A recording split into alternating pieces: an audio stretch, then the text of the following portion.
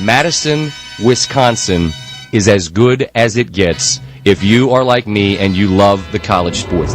This is the Jump Around with Jim Rutledge and Pablo Iglesias, streaming live on the ESPN Madison YouTube channel. Dancing down the sidelines. Can they catch him? No! The Badgers answer instantly. There will be no undefeated champion on Wisconsin with an unbelievable stretch drive to the championship game. Gordon again! Inside the 5, touchdown!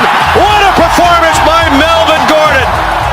Chucky Hepburn, Big Ten on the line. It's over. The Wisconsin Badgers win 17-9. They are the first Big Ten team ever to win successive Rose Bowl games. That is the best college sports town in America.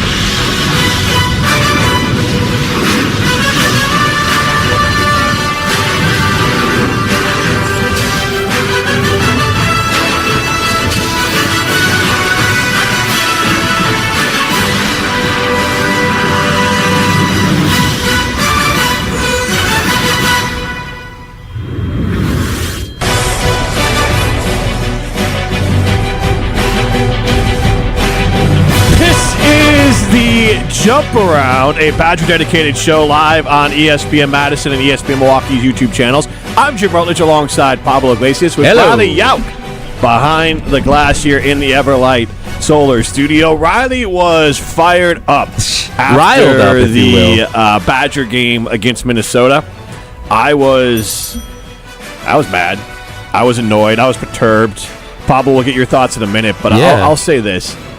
All the goodwill that Luke Fickell and the Badger program built up after beating Washington, putting up a good fight for a half against Indiana, beating Brett Bielema and Illinois, all went out the window. Not because they lost to Minnesota, but because of how they lost to Minnesota. It's like being in a relationship and someone promises they're going to change, and they change for 2 weeks, and then they go right back to exactly who they've always been. And that's what the Badgers did. It takes 3 weeks to build a habit. It does. It takes more effort and more passion and more talent than the Badgers have to beat Minnesota, and that's a disgusting thing to have to say. I think for me, it's just confusion of how it ended. You felt like that there was good momentum going in there. I think we could all agree. Whatever the public back and forth was, there was momentum going into that game. There was momentum going into the Axe game, talking with the players and feeling good about that. That's a massive win that you had against Illinois, and it's not about breaking the X's and O's down of the Minnesota game, but it's more of, you could say whatever, too, with weather, all the cases. I go back to when we had Colin Wilder on last week, and the only ounce of respect that he gave towards PJ Fleck was that he knew how to coach and get these guys ready for the Axe game. And a wholehearted apology, since I've been to Madison, guys, in 2021, my record is 1-4 in this Axe game. So I apologize to all Badger fans out here. Maybe we could call me the curse, but there's no other way to put it. It hurts. I'm confused. But in this weird way, though, guys, and we'll talk about this some more, I actually don't feel too terrible about this program in terms of where they're at. But, man, it's just year after year, how do you keep falling flat? Even if you build a momentum up, it's like the first year again since I've been here in 2021, almost the same type of vibe. You build some good momentum, you feel good going into the Axe game. It's not we're not playing to not lose. We want to go in there and play to win this game. We didn't feel good last year, though, right? Going into the next game? No, I'm saying 2021. This is what resembles. Gotcha. It resembles my feelings of how I felt in 2021. Build good momentum, head into Minnesota, you feel good about it, and all of a sudden it's this flat energy, and you cannot create momentum by any means. Yeah, Pablo, you mentioned you were like a little confused how it happened. Like, how did Wisconsin lose to Minnesota? I'm not, because it was very obvious. Why are you putting Hunter Simmons in for the entire second half? Yeah. I don't understand. That was the clear reason why they lost. In my opinion, he threw 2 interceptions. And it was a mind-boggling decision. Jim, I echoed the same sentiments that you just said on the post-game show. Very frustrated. Minnesota is clearly the little brother with them storming the field, but that's neither here nor there. Well, we're going to get into that in a second. Exactly. Shouldn't happen. But I'm actually been a little surprised checking the gauge of Badgers fans on message boards, Twitter. Are there a lot of people who are of the same opinion? Yes. But I've been surprised at how many people are still optimistic or a little bit heading into the offseason. Like, I've seen more than one person say that, you know what? With the extra money coming in, they're going to turn the roster over, they're going to get a good quarterback, and they'll be fine, which, frankly, I was not expecting to see. Here's the thing. I'll see it when I believe it. I'll believe it when I see the Badgers are not one of the most poverty Power 5 or Power 4 schools out there. The Badgers operate with like a Florida Atlantic University budget. I mean, not really, but in the power, it sure seems like it. The facilities are lacking. They're trying to improve that. They don't have enough money for NIL. They have a reputation for a long time of underpaying coaches. They tried to change that with Fickell. Assistant coaches have been paid more, but that was a fight that Brett Bielema had. Wisconsin has a reputation of being frugal if you're nice, cheap if you're mean, and they need to fix it. And I'm not going to believe any of it, not one iota of it, and I'm going to be fully honest right now. Why in God's name, besides money, which means they're going to have to overpay, would you come to Wisconsin? Like, if you're a recruit right now and you say, I want to go play in the college football playoff, ain't going to happen. I want to win the Big Ten, ain't going to happen. I want to go play pro. Not a lot of evidence that's going to happen. So there are football things, because the team has been regressing year over year from 6 to 5 to 4 wins, that it's hard to sell the actual football part of the program. And kids do want to win football games and be in important games and make money.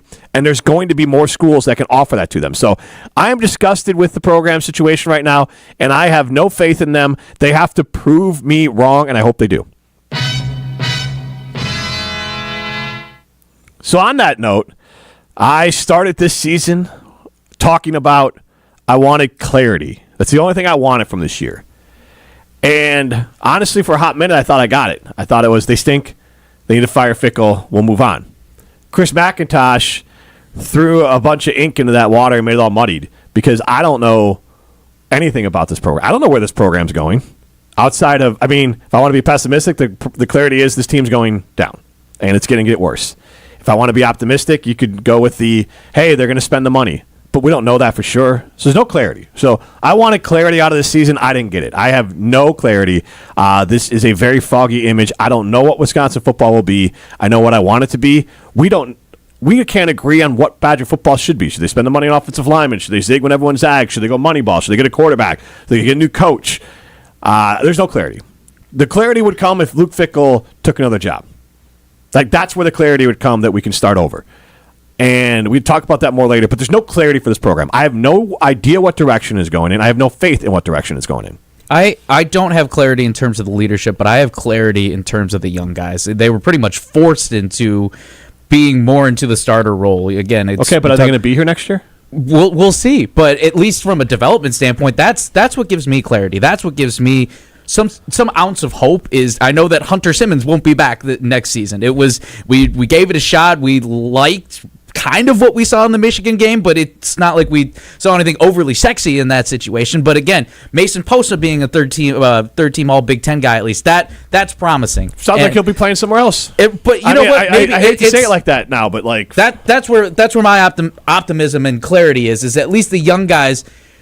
If they do stick around, I can't predict that. I wish I could put out the crystal ball and say this is exactly what's going to happen next season. This is exactly where these guys are going to go. But at least, again, from a leadership standpoint, though, I'm wanting to put my faith into Fickell, at least minus how that game was handled in Minnesota. I liked how the last few weeks, sans Minnesota, they were handled with the backs up against the wall and how the young guys played. That's what gives me some sense of hope, is that at least the young guys that are coming up who are kind of, again, forced into these situations that, hey, like, they could ball out and they could be a sense of that gleam of hope. Yeah, I agree. I do think Mason Posa and Cooper Catalano, at the bare minimum, those guys are going to stay. I think Dylan Jones, he doesn't have enough tape out there to go anywhere anyway right now. But Darian Dupree, Gideon Atuka, I think those guys are going to stay. Eugene Hilton, I don't know if he's going to stay. Why would you be here if you're a wide receiver? Exactly. Trech Kahuna, I think it'd be kind of fitting if his last pass was a hospital ball thrown by Hunter Simmons where he almost died and turned the ball over on downs. That hurt me seeing that one. Yeah. I remember that vividly. That was really not fun to watch. So I think there will be a strong nucleus of young guys who could help carry this team next year. But do I have any clarity about which direction they're going? No. We have conflicting images of what we've seen on the field. They've gotten worse every year. But then Chris McIntosh comes out and says he's confident in Luke Fickell. Ted Kellner says they're going to spend more money on this program. So there are reasons to be optimistic, but I don't know. Me personally, I'm going to be a lot more measured, I think, heading into next season until I see some tangible moves this offseason, until they make a splash at quarterback maybe. But even then, like, everyone's gotten hurt that the Badgers have tried to bring in at quarterback. Like, it's just so muddled right now. If it is not clear, the Badgers are spending tens of millions of dollars more this offseason than they did last offseason. There's no reason to be optimistic, and we have our clarity. The Badgers are not big boys. They can't play big boy football because that's definitely part of it. Luke Fickell could coach better, but let's be honest. Luke Fickell, greatest coach in the world, just in the X's and O's, gets his team to what, 6 wins? I mean, they're just not talented enough. And so there's two sides to this, and I am sympathetic to Luke Fickell not having the means to get the players that he needs. And if you want to be a Luke Fickell stan, which I understand, and I think he's a good coach, you can look at Posa and Calhoun and other players who kind of climbed up, and you can look at the injuries, and there is growth. But when you're growing from, and this is all due respect to all the players, but if you, let's I'm not even talking about Cooper or Posa, but if you're taking players who are a 5 when they get here, and you grow them to a 6.5 in year 1, that's still a 6.5. And then next year you're going to grow them, what, a 7.5 out of 10? So, like, you're starting at a lower point. So I'll start believing if I start seeing the Badgers write real checks. But they already lost someone to Grand Valley? To Kansas. Lance Leipold at Kansas. And I think we're Jason Eck with that extension too. This is airing tomorrow. We're recording on Wednesday, December 3rd, National Signing Day. Right now, it seems like Wisconsin's in a bidding war with West Virginia for Amari Latimer, the 4-star running back. If Wisconsin loses a bidding war to West Virginia, I'm sorry, it doesn't look like the Badgers are ponying up, in my opinion. And that's the way you look at this. That's the way you have to look at this, is that the Badgers need to spend some money, or this is all a fugazi. Fugazi? Yeah, it's just made up. No, I like it. Yeah. No, what is a fugazi? It's just air. It's nothing. Like this is all like we're a pretend program. We are a pretend program if we don't have any real money. Okay, I've heard it in rap songs. Like fugazi. I'm gonna have to look up what a fugazi is. Is it like just a figure of speech, or is it a real thing? Is like a wisp noun? of air, like a mirage? All right, I'll tell you here. Fugazi meaning. We got clip of the week coming up. We have word of the week right now. Hey, yes. vocab. Not genuine, bogus, or false. Okay. A thing that is not genuine, a pretense or a sham. Ooh, that's a strong. That's a strong word. A sham. I like that. It's just a modern sham. We're doing our best Michelle Smallman out here on Unsportsmanlike with the word of the day, word of the week. I like it. Fugazi is how so my one word to describe this Badger football season, fugazi. Nice. Hit the sounder again. All right, let's get to the clip of the week. Around these parts, there's only time for the best of the Badgers. We don't know exactly where we are right now. Why don't you own the Wisconsin football team? We need to play better significantly. They're spoiled rotten. This is the clip of the week on the Jump Around. Go someplace else. Go boo in a bar. Yeah, it is today for Clip of the Week. We have Barry Alvarez believing that this Wisconsin team can turn it around very quickly. To answer your question, yes, you can improve it tremendously in 1 year, particularly because you're getting veteran players. You have access to veteran players. Now, you have to select the right ones. You have to find the ones that fit into your program and going to fit into the team that you have, the team that you're going to build. And so, it's not easy. Just go out and let's go get this guy, and this guy. They have to be the right people. And so there's a lot, the onus is on the coaches to go out and study the guys that are out there, who fits, our profile, who fits what you're looking for as a coach, what style of play you want, what their role would be, whether it be, I don't know, you go out, do you expect a leadership role out of some of these veteran guys that you're bringing in, or just a solid O-lineman or whatever position they play?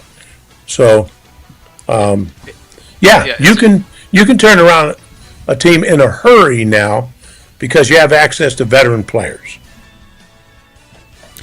Yeah, I actually had this conversation with my dad over the Thanksgiving break, Thanksgiving holiday. Love to be at home, and we talked about this, and I compared it to Indiana, where, again, a lot of people believe Kurt Cignetti, he's the sole reason why Indiana is. He's a big reason why Indiana is what they are now, but he's not the only reason. I think looking at that example is you have to have buy-in across the board, too. You have to recruit the right players. You also, from a business standpoint, too, from the athletic director, if you're Chris McIntosh, you have to also buy in. You have to get the right donors in. You have to get the right people. It's not just, you can't shortchange. We've said this before with a quarterback. Don't shortchange the quarterback. Don't shortchange at all, because it's not a 2 out of 3. That's what college football is today, if you will. If you're looking at 3 categories of building a roster, having the right coach, and having the right resources from an NIL standpoint, support, all those things, you have to be 3 for 3 if you really want to be top tier and you want to turn this around. It's possible to do it, so I agree with Barry, but again, you have to be operating on all cylinders. You have to be operating, just at as best as you can. You can't be shortchanging in any single category, because you will be exposed even with the smallest type of compromise. So how quickly are you expecting Wisconsin to turn around?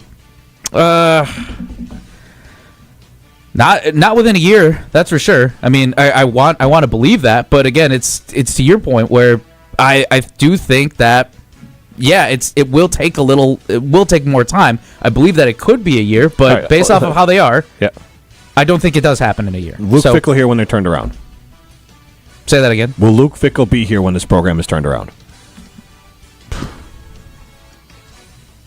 I'm leaning towards no. No. Riley? I'm going to say yes. I think it's either I think it's got to happen next year. There has to be a significant turnaround next year, and I said I'd be more measured, but I'm gonna still lean optimistic. That was only 5 minutes, I'm gonna believe. Pablo, we know that Santa is visiting Riley's house on Christmas morning.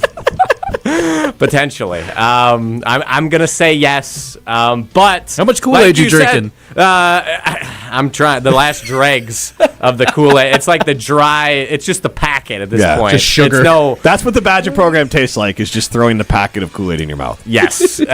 Just a dry scoop of sugar. Yes. Right now, I'm going to say... Yes, Fickell is around when the program is turned around, and it has to be next year. Yeah. But we need to see some movement quickly. I haven't had Kool-Aid in a long time. Correct me if I'm wrong. You got to add sugar, right, for Kool-Aid? No, I think now it's in the packet. It's I was thinking sugary. Old school of it would be the packet, and then you add sugar to the packet to make it together. No, I'm shriveling up thinking about that. That's too much sugar. Well, it's always too much sugar. I'm guessing it's worse. I'm guessing it's worse now, but I'm saying that if you threw a packet in there without the sugar, that's just what the Badgers taste like. Bitter cherry flavor or something. Is this considered a free puff? I don't know where we're at that point, but just sitting at the bottom, though, that ain't great stuff. All right, let's look forward. Like Riley said earlier, this is going to air on Thursday. We're taping this on Wednesday, and today, Wednesday, is National Signing Day. Luke Fickell is holding a press conference at 2 o'clock today, and I'm not optimistic about what today's going to look like. Honestly, today could feel like a bloodbath. Like, I have the concerns, so I guess I'll look clairvoyant if I'm right on this, but today feels like it's going to be a bloodbath. It's going to be embarrassing, and we are not going to feel good about the players we have coming in. Doesn't mean the whole offseason's cooked, but I think today is going to be a bloodbath. I think we're going to lose players. I just think the whole thing's going to be ugly. So I hope I'm wrong. I really hope I'm wrong. I just try to put myself in these players' shoes. What's the most important position for the Badgers to attack in recruiting? I know this is college football, and I know Wisconsin hasn't had no luck, but quarterback. Why is Indiana so dang good this year? Mendoza could be a top 5 pick. I don't even know if he's that good, but he knows how to run the offense and can, complete a pass down the field more to his own team than to the opposing team, Hunter. Carter, I'm guessing he knows how to throw a football, but that's really more of a theory. We looked at this. He threw basically his stats for the year would be like one game just in attempts. I think he's thrown like 46 attempts, completed like 54% of his passes for 200 yards. 4 games. 4 games. So, yeah, 200 yards is a half for a lot of teams. The Badgers came dangerously close to running for more yards than they did throwing the ball. And it's disgusting. And because neither number was good. I don't know if either number got over 1,500 yards. Yeah. So, and it's not like they're raking off big yards per carry. So they need running backs, they need offensive line, they need all that. But a quarterback can really make a lot of things look better. So the most important thing is you got to spend real money on a quarterback, Dylan Raiola. I was just about to ask you, we throwing the bag at him? Whoa. We throwing the bag? If I'm Luke Fickell, if I could dig into my own pocket and get a quarterback, I would. Because you got to spend money to make money. And Luke Fickell is not going to be making more big-time Power 4 conference coach money unless he's winning this year. Yeah. So I would go all in and get Dylan Raiola. Why Dylan Raiola, Because honestly, I don't even know if he's good or not. It invigorates the program. Like, you are showing up, and Camp Randall is sold out if he's your starting quarterback. Unfortunately, I can't disagree. It would be really intriguing. We have to understand that this is a show. And yes, he's obnoxious, and I'm sure he'll end up at Texas Tech. Yeah. But at least the Badgers... God, I'd hate that. Probably will. Because he wants to be Patrick Mahomes. The Badgers got the right... Compare me to Patrick Mahomes. The Badgers got the right colors, at least, for him. I don't... And there is a tie, Raiola. There's a Badger tie to Raiola to Wisconsin. So, All right. I mean, I'm just saying, but something like that. Drew Aller, if he doesn't go pro, go get the biggest damn name out there at quarterback. That's what Indiana did. Mendoza was probably the biggest name out there in the portal. Yeah, he was, I think, pretty consensus and number he went to Indiana. Yep. I would say, take a swing because football hasn't changed at all. Whether we want, I don't know why people would believe that football is not changing. You still need a good quarterback. You still need a dominant quarterback. Even if this is known as RBU, it's you don't just thrive off of having a 5-star running back that you paid a boatload of money for. Yeah, you could do that, but that's not going to be the only person that carries you throughout the entire season. It's going to be the quarterback. It has to be the marquee quarterback. I feel like it'd be awesome if it was Dylan Raiola. It just reminds me of, I hope we don't get our hopes super high, like when Caleb Williams was rumored to be here at Wisconsin, and then all of a sudden in Twitter sphere it was rumored to see Paul Christ and Caleb at the Tornado Room, and then it was the Wisconsin-Purdue game where all the signs are popping up saying, come to Wisconsin, Caleb. Can I tell you this? The little insight I have into that, the Badgers were never, it was because of the Ingram connection. Yep. But it's not the program that was the problem. You think they're inept now.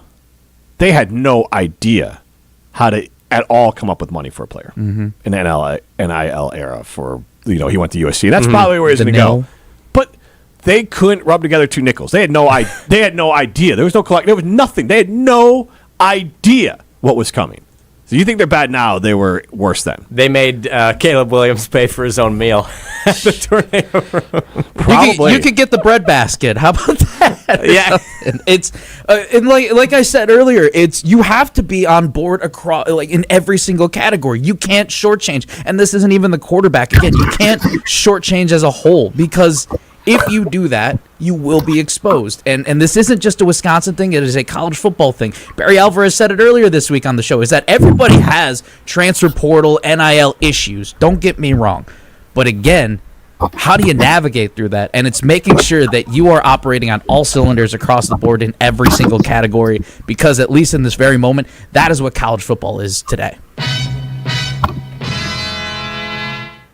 All right, let's get to everyone's favorite segment here, which is the Wisconsin Twitter portal. It's time for the Badgers Twitter portal. It is time to enter the Badgers Twitter portal, and since our guest today, former Badgers running back Brian Calhoun, will be ready to go shortly, we'll go with a quick one today, starting with another former Badgers running back, Melvin Gordon, talking about the Lane Kiffin saga going on right now. What Lane Kiffin doing happened to me not once but twice in college. It was never a big deal then. Now all of a sudden y'all care about the program and the athletes. Grow up with the clickbait. What are your guys' thoughts on this statement by Melvin Gordon? Because that's I forgot about that. Like Gary Anderson and Brett Bielema just dipping on him. How much do you think that's changed, or what do you make of his comments? This is on the screws. He's dead on, and I think people now are affronted because they're seeing players move and now coaches move. Go look at what LSU is paying their coaches. They had to pay out Ogeron like $17 million. Brian Kelly had a big buyout. And now Lane Kiffin's coming in, and Ole Miss is burying him after the fact. But this is what college football has always been. So let's not pretend now it's a problem. This is college sports. Coaches always run and go. This is part of the problem why the portal had to come around, because players would look. Melvin Gordon was with Iowa a little bit. He left. He committed to Iowa and then switched over to Wisconsin. Ben Brust had to basically beg and plead to get out of his Iowa commitment because the coach changed before he got there. But he had signed a letter of intent. And so this has been going on forever. The players now have freedom to go do what they want to do, which is great. I do want to say this. This story is kind of interesting. I find the Penn State, BYU, Virginia Tech saga fascinating. Penn State fires James Franklin. He ends up at Virginia Tech. They try to hire the BYU head football coach. The Crumble Cookies CEO is like, no, sir. He comes in with some big paychecks. And then today, at Virginia Tech's introduction to James Franklin, there are Crumble Cookies on the table. Oh my gosh. I didn't see that. That is awesome. That's a checkmate move. I genuinely don't know what to make of it. I get where Mel's coming from, and I'm glad that he brought up that point. It just feels weird still just with how Lane Kiffin went about it. But again, it's not like he's the first person to do it either. I don't know, and it seems from what I'm seeing, the players are speaking out about it too. Where Ole Miss players are like, no, he did not. I don't know. They're not defending him. Basically, long story short, it just feels really weird to me. So I don't know. Again, I'm just indifferent about it. So yeah, I'm trying to choose a side here, and I just can't figure this out right now in real time. It's just a weird situation. It's just where we're at in college football with the transfer portal, with college football playoff too, and how that it's. All of those things, it's just a different era now, and trying to figure it all at once right now is just confusing right now, at the very least. Lane Kiffin's a snake, has no loyalty, and he's going to do the same thing to LSU, so I look forward to seeing that. Last one here, real quick.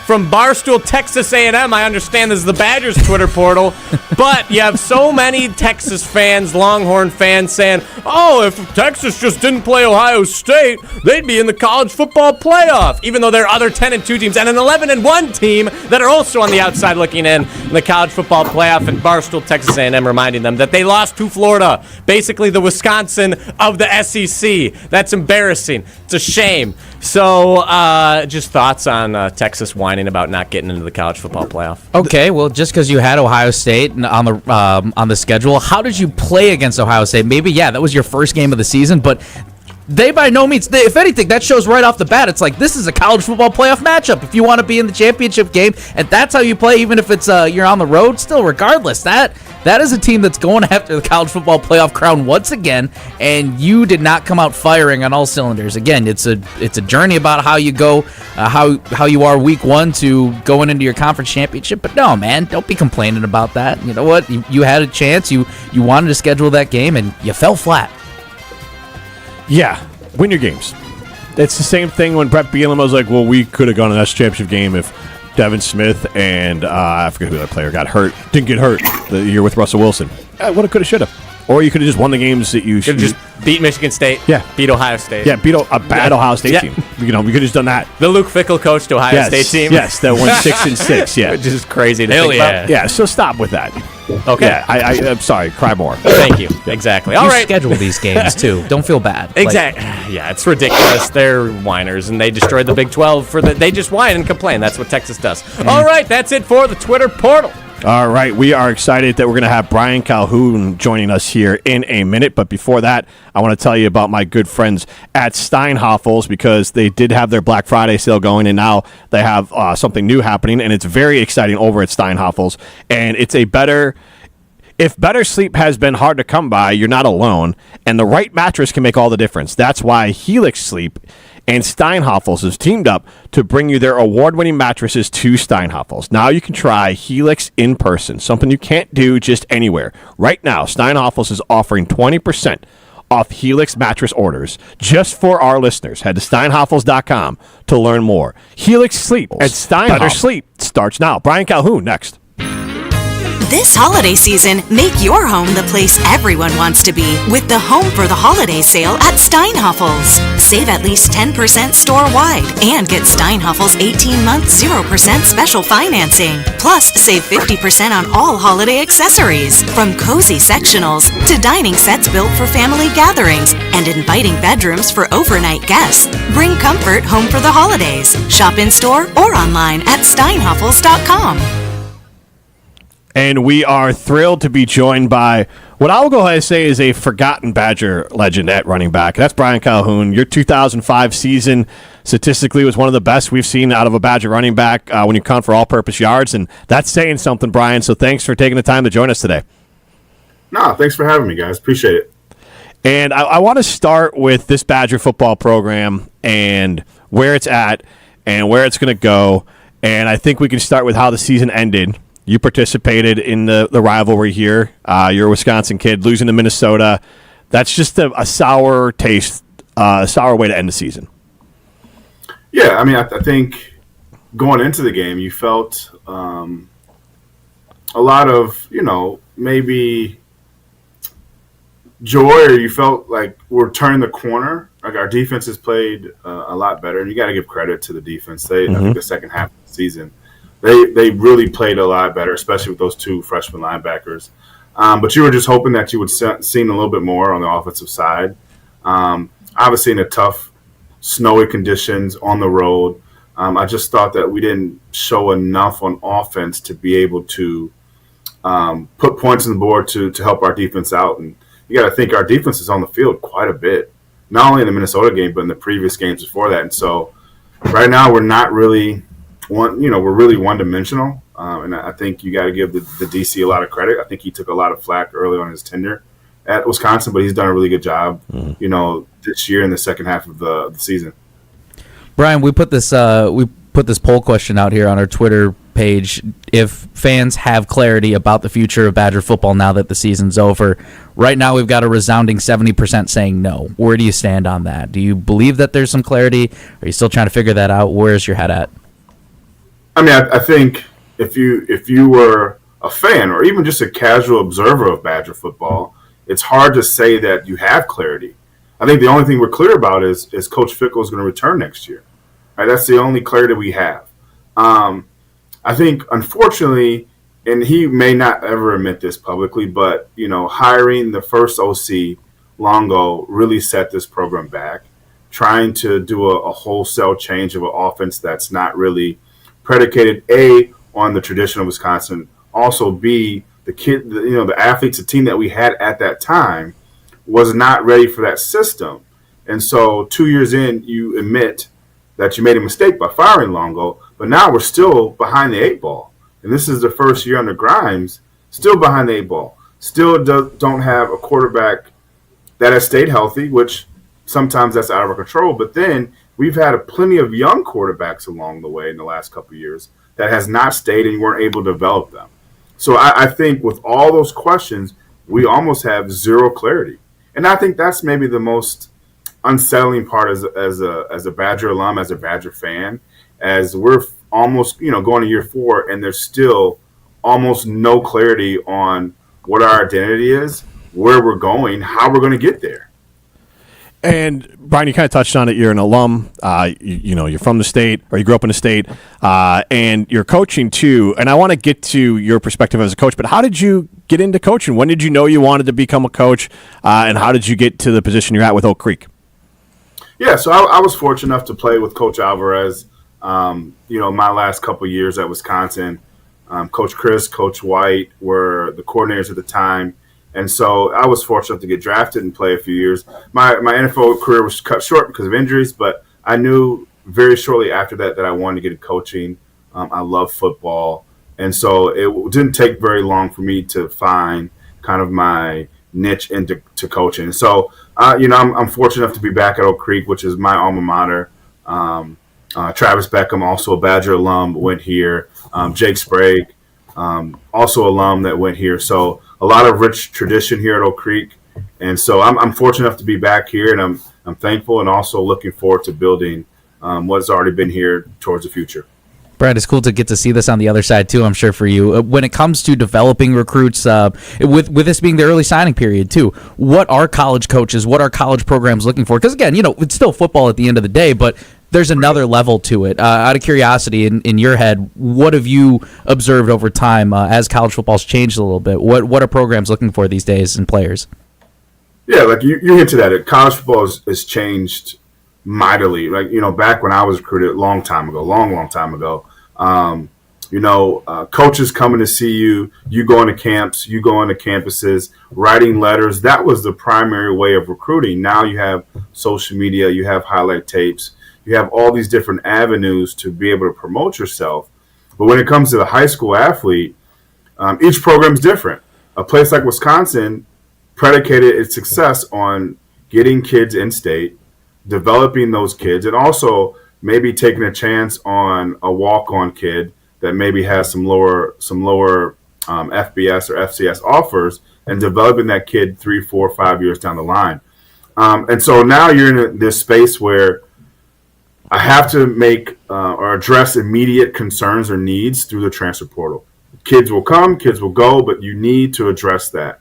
But then you're in this weird gray area of I still need to develop kids, because if you're going to be somewhere 3, 4, 5 years, you need some of those kids, most of those kids, to see it through and develop. And that's where in this weird space of, for instance, Carter Smith, you want to develop him. And I think if you watch the film, and if we're being completely honest, the game at times was moving maybe a little too fast. So you want to develop him. But we also have immediate need, because now you're going to year 4, that staff may feel like, and people may feel like, they need to win now or show some type of progress. So you're now in this dilemma of keeping a kid that we need to develop and we really like, but also winning now. And so that's the space that a lot of places are in. Obviously, the revenue sharing is a big deal too. What resources you have to get the better players in the portal. And it's good to hear that we're going to add more resources to the pool that we already have. That's good to hear. But it's also a hard decision for a transfer kid. If I know Wisconsin's going to offer this, and I know another school is going to offer this, if you look at the last 3 or 4 years, you don't feel that confident because you haven't seen the on-field success. And so that's the gray area that we're in, and we gotta fight like hell to really get out of that area and convince kids like Wisconsin's the place to be.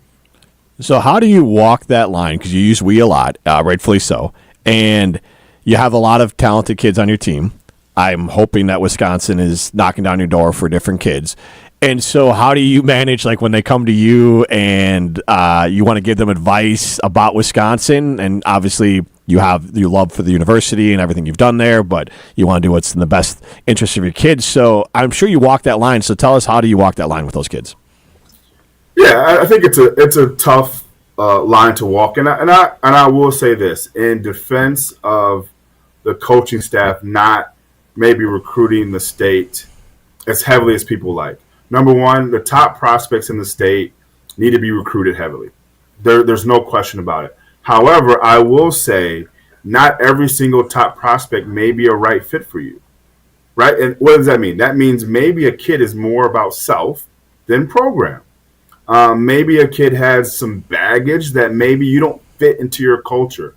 So I'm not going to knock them that much on that. Yes, the top kids need to be recruited heavily here, but it's also like you got to go where it's a fit culturally, program wise, coaching staff. Maybe I'm a top prospect and I don't have that great relationship with a position coach, or maybe the style of offense isn't necessarily what you want, although you're an in-state kid. So you have to look and see each situation differently. Am I going to get a chance to develop, or do I want to play right away or early on? Look at the depth chart. Those are the things that you have to look at as an in-state recruit. So, yes, you want every kid. Don't get me wrong. You want every kid in state. However, it's not as simple as saying, oh, this kid's from here, this kid's from here, we got to get them. Maybe it's not a fit. Maybe there's different evaluations of how good a kid actually is. I know a Division I kid, no offense, maybe going to Northern Illinois, maybe the staff doesn't think they're good enough to play at Wisconsin. And that happens. And so that's kind of the space that you have to live in and be honest with them. Like, my experience was my experience. That's not the same for every single kid. And so I'm honest with them, but I also know how great of a university it is, and playing for your home state, there's nothing like it. Yeah, right. I mean, to be totally honest, I just looking at your numbers and doing some research and everything, man. I mean, it's legit. The numbers were insane, and I got to give you your flowers on that one. And I just really want to see RBU return to what it was. I got to see Braylon Allen in the few years, but it wasn't like the RBU based off committee with the Gordon days, with James White, all of those guys, where it was just stacked one after the other. How does Wisconsin just get back to that? How does Wisconsin get back to the days where you were in that room and it was just causing a bunch of chaos in that backfield? Yeah, it's funny is I like the running backs we have. I think they have shown flashes, but getting back to the idea of like Wisconsin is for O linemen, running backs. We had a string of really good tight ends. We've had lately a string of really good linebackers. Like, there have been a lot of successful players that has come through Wisconsin, particularly at the running back position. And so, like, we took that with tremendous pride. You know, you walk in the running back room and you see all the names that came before you, the Ron Danes, the Anthony Davises, the Michael Bennett's, the Brett Mosses. And so, like, you felt that as a responsibility. But that's just not the running back. That's also making sure that we get the guys up front. I think 2005 was an incredible year for me, but our team was also very successful. We had a lot of guys that ended up playing in the NFL, but that offensive line was tremendous, and I owe a lot of my success to that offensive line. And so getting back to building on both sides of the ball on the offensive and defensive line is one of the keys to getting back to where we want to be as far as a running game. I will give the defensive credit. I thought the defensive line this year, their play was much better than the last few years. And so I think we're trending in the right direction. But getting guys like in-state guys like Brunner from Whitefish Bay, like, that was a huge get. Getting more of those guys, because they're all around the state, but establishing the line of scrimmage on both sides of the ball, I think that's where we kind of go back to getting back to a running back having a top offensive line and so forth. With your Barry Alvarez, you played for him. We have a lot. We have Mark Tauscher, who played for him, Tark Sala, Derek Engler, two guys that I hosted with for a long time who played for him. He now does a show, Barry Alvarez does with us weekly here on ESPN Madison. What influence did Barry have on you personally, professionally, and also everyone's got a Barry story. You don't have to do the impersonation that Tark and some guys like to do, but everyone's got a Barry story for us. I think Coach Alvarez has influenced so many people that played for him. What I really appreciated about Coach Alvarez at that time, he met everywhere where they were. Doesn't matter if you're a Wisconsin kid, a Jersey kid, a Texas kid. He really wanted the best for you. And he was extremely supportive. I was fortunate enough to be able to run track at Wisconsin. Joe Thomas threw at Wisconsin. We had a number of football players, and he was very supportive of that. But he had this vibe and this aura about him, that in his presence when he walked in the room, that was Coach Alvarez. And so I think he had that respect. And by the time I got to Wisconsin, he was kind of at the end of his tenure, so you knew the legend of Coach Alvarez. But I have nothing but tremendous respect for him.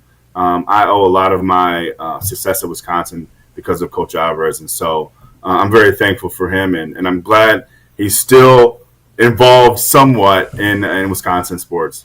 Oh, he got everyone riled up when he told the fans to go boo in a bar. Yeah, you know what? I think my take is he's earned the right to. People have their own opinion, and he's earned the right to be as critical or not as he wants. It's maybe not something that I would have said or I agree on, but that's maybe what he was feeling at that exact moment. But honestly, he loves Wisconsin. He wants the best for Wisconsin. I think everybody's kind of frustrated at what we've seen this far, and so hopefully 2026 is much better than that. Brian, my last question for you going into that, this offseason, it's big, whether it's one position or just in general, something the Badgers need to attack this offseason. What's that one thing that you're really hoping they get after, and why? Well, unfortunately, I think there's a few different areas of need. The first decision is you got to figure out what the plan is to do on offense as far as your quarterback position. Are you going to ride it out with Carter Smith, or are you going to bring in one or two guys in the transfer portal? You could also add to that, what's the health status of O'Neal and Edwards? Are they planning on coming back? What is the plan at quarterback position? I also think that you're going to have to figure out offensive line, and then just add some pieces of defense. I know we're losing some guys on defensive line. Those freshman linebackers are a good group to build around. But I think the quarterback position and finding what we want to do offensively is going to be the key to our success, because I still think, even though Grimes came in, I still think there was some area of concern of like, what exactly are we doing and what's our identity? You can blame the injuries, you can blame the inexperience, but we still need to have it. Like, if Stocco wasn't playing and Tyler Donovan was his backup, he went in the game and you still knew what we were trying to do.